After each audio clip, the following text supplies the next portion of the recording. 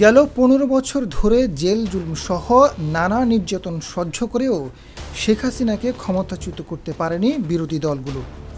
তবে জুলাইয়ে ছাত্র জনতার গণ অভ্যুত্থানের মুখে ক্ষমতা হারানোর সাথে সাথে দেশ ত্যাগ করেন হাসিনা। এই আন্দোলনে মুখ্য ভূমিকা পালন করে নাহিদ, আসিফ ও সার্জিসরা। হাসিনার পতনের পর অন্তর্বর্তী সরকারের উপদেষ্টা হন মোহাম্মদ নাহিদ ইসলাম ও আসিফ মাহমুদ, যে কারণে সরকারের তাদের বড় একটা প্রভাব রয়েছে। উপদেষ্টা হওয়ার পর থেকে বিভিন্ন অসাধু ব্যক্তি তাদের নাম ব্যবহার করে নানা প্রতারণার আশ্রয় নিচ্ছে, যা রীতিমতো জনমনে চাঞ্চল্য সৃষ্টি করেছে। এবার ডাক, টেলিযোগাযোগ ও তথ্য প্রযুক্তি উপদেষ্টা মোহাম্মদ নাহিদের স্বাক্ষর জাল করে বড় ধরনের প্রতারণার আশ্রয় নিয়েছে কামরুল হাসান খন্দকার নামে এক প্রতারক। কামরুল হাসান যমুনা লাইফ ইন্স্যুরেন্স কোম্পানির মুখ্য নির্বাহী কর্মকর্তা।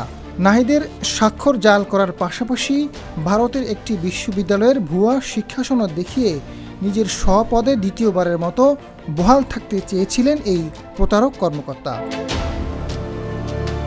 জানা যায়, প্রতারক কামরুল হাসান যমুনা লাইফ ইন্স্যুরেন্স কোম্পানির সিইও পদে বহাল থাকতে নিয়োগ নবায়নের আবেদন করেন, সাথে যুক্ত করেন উপদেষ্টা মোহাম্মদ নাহিদের সুপারিশপত্র এবং ভারতের ইবাইস ইউনিভার্সিটির দুটি সনদ। তবে সুপারিশপত্রের স্বাক্ষরটি জাল বলে জানিয়েছে উপদেষ্টার দপ্তর। এরপরেই বিষয়টি নজরে আসে বিমা খাতের নিয়ন্ত্রক সংস্থা বিমা উন্নয়ন ও নিয়ন্ত্রক কর্তৃপক্ষের।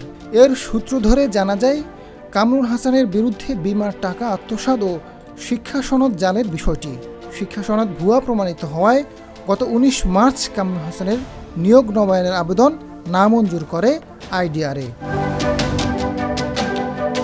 উপদেষ্টা মোহাম্মদ নাহিদের মন্ত্রণালয়ের কর্মকর্তারা জানিয়েছেন, উপদেষ্টা মোহাম্মদ নাহিদ বাংলায় সই করেন, ইংরেজিতে নয়। এখানে ইংরেজিতে করা হয়েছে, যা সম্পূর্ণ জাল। এ বিষয়ে উপদেষ্টা নাহিদের একান্ত সচিব রহমা আওয়াল কবির জানান, উপদেষ্টা এ ধরনের কোনো সুপারিশ করেননি। মূলত উপদেষ্টাকে বিব্রতকর অবস্থায় ফেলতে সই জাল করা হয়েছে। প্রতারণার বিষয়টি নিয়ে আইডিআরএ জানিয়েছে, শিক্ষা সনদ ভুয়া প্রমাণিত হওয়ায় কামরুল হাসানের নিয়োগ নবায়নের আবেদন নামঞ্জুর করা হয়েছে। আর সনদ দুটি বৈধতা নিয়ে কোনো প্রত্যয়নপত্র দাখিল করতে পারেননি। এতে তার শিক্ষা সনদ ভুয়া প্রমাণিত হয়।